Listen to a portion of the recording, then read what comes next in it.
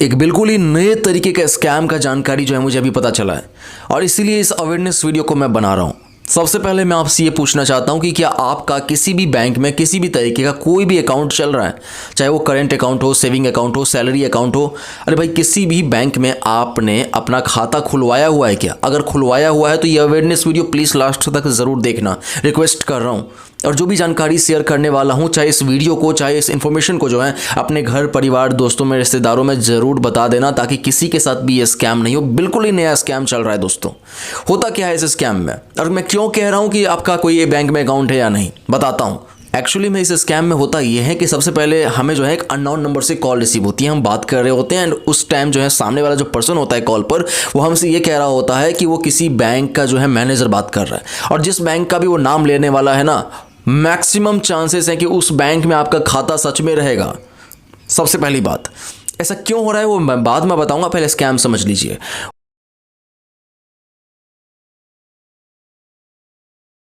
दोस्तों, ये जो फेक कॉल्स लोगों को रिसीव हो रही हैं, इसमें अलग अलग तरीके से लोगों को बताया जा रहा है।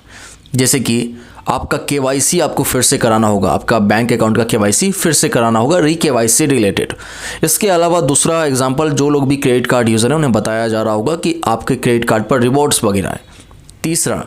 आपके क्रेडिट कार्ड पर कुछ कैशबैक आया हुआ है, उसको जो है रिडीम कीजिए, अदरवाइज़ ये एक्सपायर हो जाएगा, बस अभी तुरंत आप जो है ऑन कॉल ही से रिडीम कर सकते हो, ऐसा कुछ। इसके अलावा हो सकता है आपको कहा जाए कि आपका जो क्रेडिट कार्ड है उसका ईयरली मेंटेनेंस चार्जेस जो है वो आपने अभी तक भरा नहीं है, जल्दी से उसको जो है पे कीजिए, अदरवाइज़ ये चार्जेस लगेगा और आप क्रेडिट कार्ड यूज़ भी नहीं कर पाओगे तब तक, ऐसा कुछ। इसके अलावा जो है हो सकता है कि आपका डेबिट कार्ड रिलेटेड कॉल आए आपको कि भाई डेबिट कार्ड यानी कि जिससे हम पैसे निकालते हैं, एटीएम कार्ड जिसे बोलते हैं लोग, उस कार्ड के बारे में बताया जाए कि भाई वो काम नहीं कर रहा है, उसको जो है वापस से एक्टिवेट करने के लिए हमें ये डिटेल्स चाहिए होंगी, तो आप जो है इसको ये प्रोसीजर को अपनाएं। अब मैं आपको आगे बताऊंगा किस तरीके से लोग कहता है। ये कुछ तरीके मैंने आपको बताया, इनमें से किसी भी तरीके से वह स्कैमर जो है बताएगा। एक एग्जांपल के रूप में समझते हैं, मान लीजिए कि मेरा एसबीआई में अकाउंट है, सेविंग अकाउंट, और मैं एक क्रेडिट कार्ड यूज़र भी हूँ, तो कैसे मेरे पास ये फेक कॉल आएगा? देखिए, फेक कॉल आएगा, अननोन नंबर से रहेगा। इसके बाद जो है वहाँ पर अगर मेरे फ़ोन में ट्रू कॉलर हैं, तो ऐसे में जो है वहाँ पर बैंक मैनेजर या एसबीआई मैनेजर ये लिखा हुआ होगा, साथ में फ़ोटो लगी हुई होंगी किसी बंदे की जो कि कोट वगैरह पहना होगा, राइट। इसके अलावा जो है नीचे में स्पैम रिपोर्ट की लोग बात करेंगे कि भाई स्पैम में भी तो दिखेगा अगर ट्रू कॉलर है तो मेरे भाई, प्रमोशनल कॉल्स जब लोगों को रिसीव होती हैं तो लोग अच्छे खासे प्रमोशनल कॉल्स को भी जो है स्पैम में रिपोर्ट कर देते हैं। टेली मार्केटिंग की जितनी भी कॉल्स होती हैं लोग उसको रिपोर्ट कर देते हैं स्पैम में। तो सिर्फ ये स्पैम का रिपोर्ट देख करके जो है आप ये अंदाज़ा नहीं लगा सकते कि जो सामने से कॉल आ रही है वो वाकई में जो है प्रमोशनल कॉल है या फिर किसी स्कैमर की कॉल है, किसी फेक कॉल है।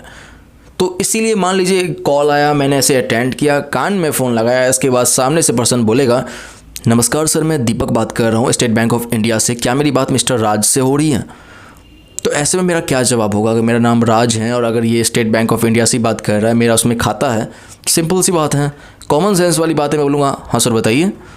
तो ऐसे में वो बोलेगा, इसमें से किसी भी एक एग्जांपल को पकड़ के जो मैंने आपको बताया शुरू में, सर जैसा कि मैं अपने सिस्टम में चेक कर पा रहा हूँ आपके क्रेडिट कार्ड पर जो है कुछ कैशबैक आया हुआ है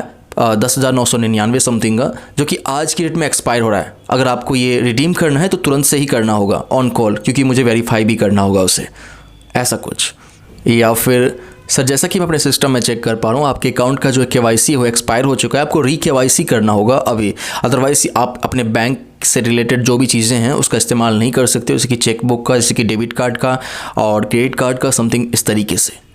आपको ऑन कॉल जो है ये केवाईसी करनी होगी, ऐसा बताएगा। या फिर जो है आपको ये कहेगा कि सर जैसा कि मैं चेक कर पा रहा हूँ आपके क्रेडिट कार्ड का जो ईयरली का मेंटेनेंस चार्जेस लगता है वो आपने अभी तक पे नहीं किया, जिसकी वजह से जो है ये कार्ड ब्लॉक हो गया है, इसको अनब्लॉक करने के लिए आपको तुरंत से पे करना होगा, ऐसा कुछ।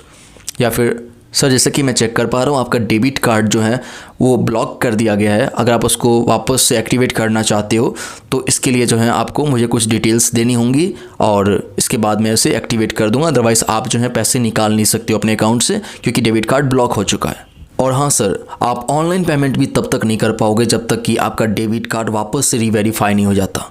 ऐसा कुछ बताएगा। अब सिंपल सी बात है दोस्तों, ऐसी फेक कॉल्स जब लोगों को रिसीव हो रही हैं तो कहीं ना कहीं लोग इस स्कैमर के चक्कर में आ जा रहे हैं, क्योंकि शुरुआत में उसने नाम बता दिया, दूसरा वो उसी बैंक से बात कर रहा है, इसमें उसका अकाउंट है,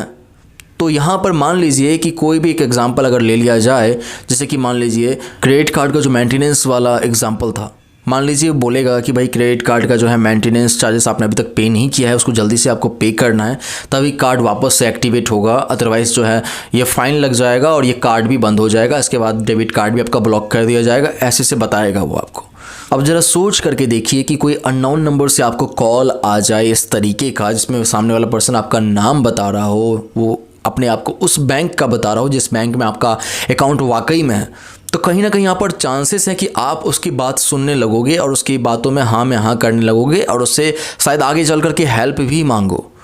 कि सर कैसे ये प्रॉब्लम सॉर्ट आउट होगा, कैसे मैं केवाईसी करूँगा अभी अपना,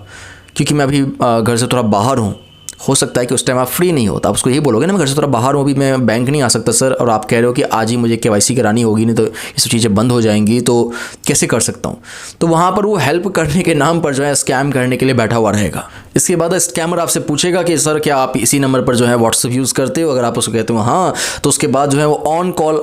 आपके रहेगा, फ़ोन पर ही रहेगा, बोलेगा फ़ोन नहीं काटना है आपको भी, और उसके बाद जो है व्हाट्सअप पर आपके वो उस APK फाइल को भेजेगा जो कुछ इस तरीके का होगा, जिस भी बैंक से रिलेटेड बात कर रहा है वो आपसे उसका APK भेज देगा एंड कहेगा कि इंस्टॉल करके उसमें डिटेल्स वगैरह डालने के लिए। मैं आपको बता देता हूं दोस्तों कि ये गलती आप बिल्कुल भी मत करना। किसी भी अननोन नंबर के कॉल आने पर, किसी भी अननोन पर्सन के कहने पर, किसी भी अननोन लिंक्स पर जो है आपको क्लिक ही नहीं करनी चाहिए। और यहाँ तो APK डाउनलोड करना तो दूर की बात है, थर्ड पार्टी ऐप है, इसको बिल्कुल भी इंस्टॉल मत करना, अदरवाइज जो है आपका पूरा का पूरा फ़ोन का एक्सेस उन स्कैमर्स के हाथों में चला जाएगा। वह स्कैमर जो है आसानी से देख सकता है सभी चीज़ों को, जैसे कि आपकी गैलरी के photos, contact numbers, call logs, बहुत सारी चीज़ें। हो सकता है कि आपका फ़ोन इस तरीके का हो जाएगा जैसे खिलौना हो, जैसे कि वो खुद ही यूज़ कर रहा हो और आप टच भी नहीं कर रहे हो, पूरा एक्सेस ले ले, जैसे कि स्क्रीन शेयरिंग ऐप समथिंग। तो इसीलिए आप लोगों को बता रहा हूँ। अब सिंपल सी बात है दोस्तों कि अगर वो स्कैमर जो है आपके फ़ोन का स्क्रीन देख पा रहा है, तो सिंपल सी बात है भाई, वो आपसे यही कहेगा कि भाई ₹1 का ट्रांजैक्शन करना होगा, तब आपका अकाउंट जो है रीवेरीफाई होगा। और वो ₹1 का ट्रांजैक्शन करने के चक्कर में आप जाओगे गूगल पे, फ़ोन पे, पेटीएम किसी में, एंड वो ट्रांजैक्शन जब कर रहे होगे तो वो आपके फ़ोन का अगर स्क्रीन देख पा रहा है, अगर उसने उस स्कैमर ने जो है किसी third party screen sharing app को इंस्टॉल करवाया है, तो अगर देख पा रहा है तो ऐसे में क्या होगा आगे, वो आपका पासकोड देख लिया, वहाँ से वो फिर रिक्वेस्ट मनी वाला ऑप्शन भेज देगा, 5,000 10,000 अमाउंट का आपके फ़ोन में पॉपअप होगा, और क्योंकि आपके फ़ोन का एक्सेस उन स्कैमर्स के पास ऑलरेडी रहेगा, वो फिर से वापस से वो पासकोड डाल करके ट्रांजैक्शन खुद से कर लेगा। और ये सब सिर्फ आप देख रहे होंगे अपने आंखों से, जब तक रोकोगे तब तक पता नहीं देर हो जाएगी। और अभी जो मैंने आपको शुरुआत में बताया था कि इन स्कैमर्स को हमारा नाम पता होता है, हमारे बैंक का नाम पता होता है, ऐसा कैसे?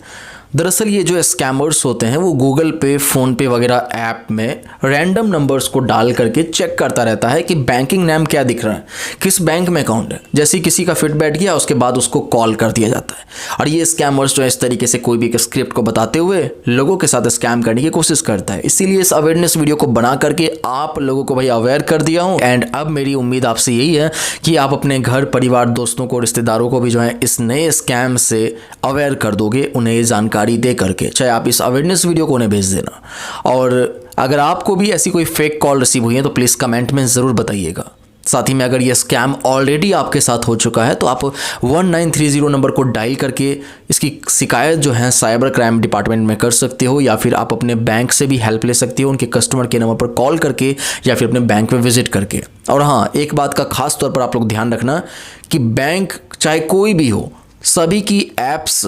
अवेलेबल हैं गूगल प्ले स्टोर पर, ऐप स्टोर पर, तो वहीं से ही डाउनलोड करना सेफ है। इसके अलावा जो है किसी भी अननोन नंबर के कहने पर किसी भी थर्ड पार्टी ऐप को इंस्टॉल करने की कोई ज़रूरत नहीं है। मिलता हूँ नेक्स्ट अवेयरनेस वीडियो में। Thank you so much.